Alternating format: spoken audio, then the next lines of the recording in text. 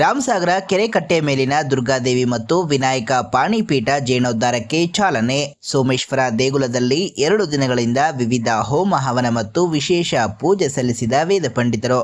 ಜಿಲ್ಲೆಯಲ್ಲಿಯೇ ಅತಿದೊಡ್ಡ ಕೆರೆಯಾದ ರಾಮಸಾಗರ ಪಾಲರ್ ಕೆರೆಯ ಕಟ್ಟೆಯ ಮೇಲಿದ್ದ ದುರ್ಗಾದೇವಿ ಹಾಗೂ ಸೋಮೇಶ್ವರ ದೇವಾಲಯದಲ್ಲಿದ್ದ ವಿನಾಯಕನ ಪ್ರತಿಮೆಯು ಭಿನ್ನಗೊಂಡಿದ್ದು 2 ದಿನಗಳಿಂದ ವಿಶೇಷ ಪೂಜೆ ಹೋಮ ಹವನ ನಡೆಸಿ ದೇವರ ಪ್ರತಿಮೆಗಳ ಜೀರ್ಣೋದ್ಧಾರಕ್ಕೆ ಚಾಲನೆ ನೀಡಲಾಯಿತು.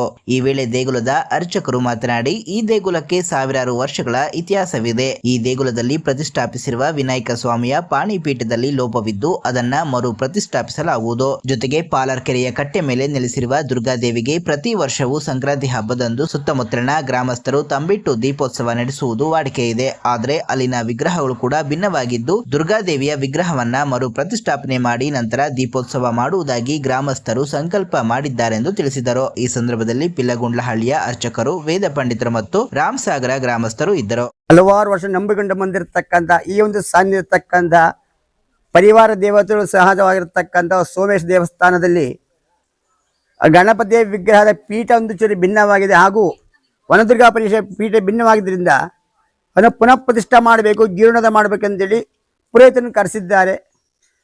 ಪ್ರಶ್ನೆ ಮುಖಾಂತರ ಗೊತ್ತಾದರೆ ಒಂದು ದೇವಸ್ಥಾನಕ್ಕೆ ಪ್ರಶ್ನೆ ಹಾಕುವಂತ ಹೇಳಿದ್ರೆ ಈ ಜ್ಯೋತಿಷ ಹಾಗೂ ವೇದ ಅನ್ನತಕ್ಕ ಒಂದು ನಾಣ್ಯದ ಮುಖವಿದ್ದಂತೆ.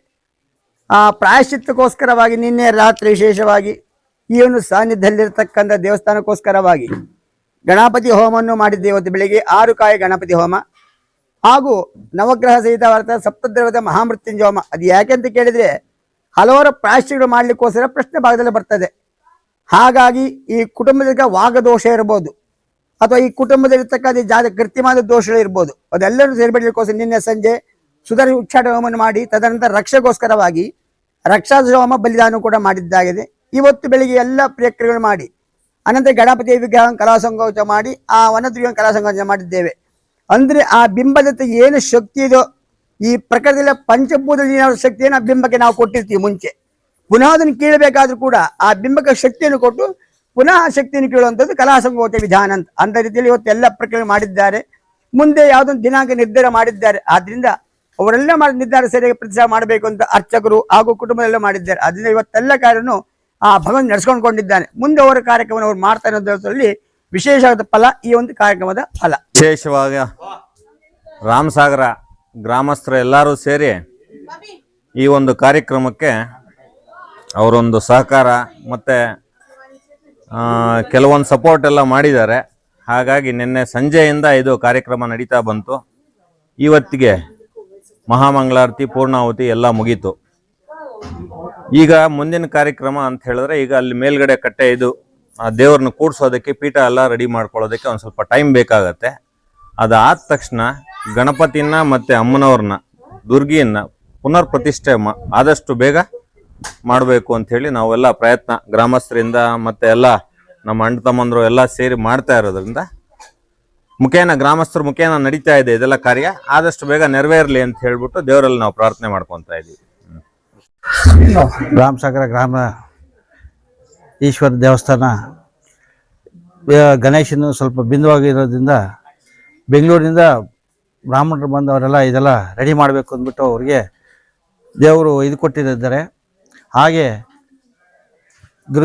ದುರ್ಗಾದೇವಿಯನ್ನು ಸ್ವಲ್ಪ ಅದು ಇದಾಗಿತ್ತು, ಭಿನ್ನವಾಗಿತ್ತು. ಅದನ್ನು ರೆಡಿ ಮಾಡಬೇಕು ಅಂದ್ಬಿಟ್ಟು ಅವರಿಗೆ ಯಾರು ಹೇಳಿದಿರೋದಕ್ಕೆ ಬೆಂಗಳೂರಿಂದ ಅವರು ಬಂದು ರಾಮಸಾಗರ ಗ್ರಾಮದಲ್ಲಿ ಅವರು ಇಚ್ಛೆ ಪಟ್ಟು ಇದೆಲ್ಲ ರೆಡಿ ಮಾಡಿಸಿ ಗ್ರಾಮಕ್ಕೆ ಎಲ್ಲ ಸೌಕರ್ಯ ಮಾಡಿಕೊಡ್ತಾ ಇದ್ದಾರೆ. ಅದಕ್ಕೂ ನಾವು ಗ್ರಾಮಸ್ಥರು ಸ್ವಲ್ಪ ಆದಷ್ಟು ಅನುಕೂಲ ಮಾಡ್ತಾ ಇದ್ದೀವಿ. ಅವ್ರಿಗೆ ದೇವ್ರು ಒಳ್ಳೇದಾಗಲಿ ಅಂದ್ಬಿಟ್ಟು ಕೊಡ್ತಾ ಇದ್ದೀವಿ.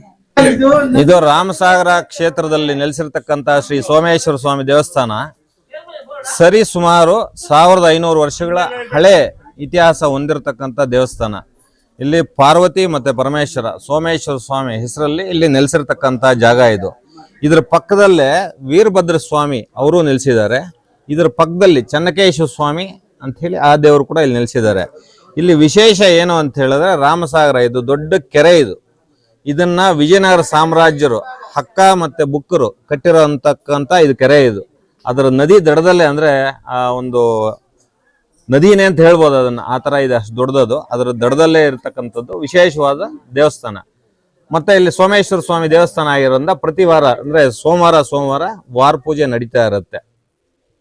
ಮತ್ತೆ ವಿಶೇಷ ಕಾರ್ತಿಕ್ ಮಾಸದಲ್ಲಿ ಸುಮಾರು ಜನ ಇಲ್ಲಿ ಸೇರ್ತಾರೆ. ಇಲ್ಲಿ ಕಾರ್ತಿಕ್ ವಿಶೇಷ ಪೂಜೆಗಳು ಬೆಳಗ್ಗೆ ಮತ್ತೆ ಸಾಯಂಕಾಲ ಅಭಿಷೇಕಗಳು ನಡೀತಾ ಇರುತ್ತೆ.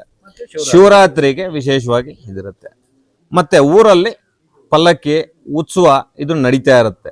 ಸೋಮೇಶ್ವರ ಸ್ವಾಮಿನ ಊರಿನ ಒಳಗಡೆ ಕರ್ಕೊಂಡ್ಬಂದು ಮಾಡ್ತಾ ಇರ್ತಾರೆ. ಇದಕ್ಕೆ ಈಗ ನಾವು ಪುನರ್ ಪ್ರತಿಷ್ಠೆ ಏನ್ ಮಾಡ್ಬೇಕು ಅನ್ಕೊಂತ ಇದೀವೋ, ಇದಾದ ತಕ್ಷಣ ಆಕ್ಚುಲಿ ಹೇಳ್ಬೇಕಂದ್ರೆ ಇದು ಜನವರಿ 14ರಿಂದ 15ನೇ ತಾರೀಕು ಒಳಗಡೆ ದೀಪಗಳು ಅಂತ ಮಾಡ್ತಾರೆ, ದೀಪೋತ್ಸವ ಮಾಡ್ತಾರೆ. ಈಗ ಕೆಲವು ಕಾರಣಾಂತರದಿಂದ ಮತ್ತೆ ಈ ಕಾರ್ಯಕ್ರಮ ಇಟ್ಕೊಂಡಿರೋದ್ರಿಂದ ಇದು ಒಂದ್ ಸ್ವಲ್ಪ ಮುಂದಕ್ಕೆ ಮುಂದೂಡಲಾಗಿದೆ. ಈಗ ಇದೇನಾಗತ್ತಂದ್ರೆ ಮತ್ತೆ ಪುನರ್ ಪ್ರತಿಷ್ಠೆ ಆದ ತಕ್ಷಣನೇ ಊರವರೆಲ್ಲ ಒಂದ್ ಸಂಕಲ್ಪ ಮಾಡ್ಕೊಂಡಿದ್ದಾರೆ. ಆವತ್ತಿನ ದಿನ ದುರ್ಗಾದೇವಿಗೆ ಊರವರೆಲ್ಲ ಸೇರಿ ದೀಪಗಳನ್ನ ತಂದು ಹರಕೆ ತೀರ್ಸ್ಕೋಬೇಕು ಅಂತ ಹೇಳ್ಬಿಟ್ಟು ಇದು ಗ್ರಾಮಸ್ಥರ ಸಂಕಲ್ಪನೂ ಆಗಿದೆ. ಅದೇ ರೀತಿ ನಡೆಯುತ್ತೆ ಅಂತ ಹೇಳ್ಬಿಟ್ಟು ದೇವರಲ್ಲಿ ಒಂದು ನಂಬಿಕೆ ನಾವು ಇಟ್ಕೊಂಡಿದ್ವಿ.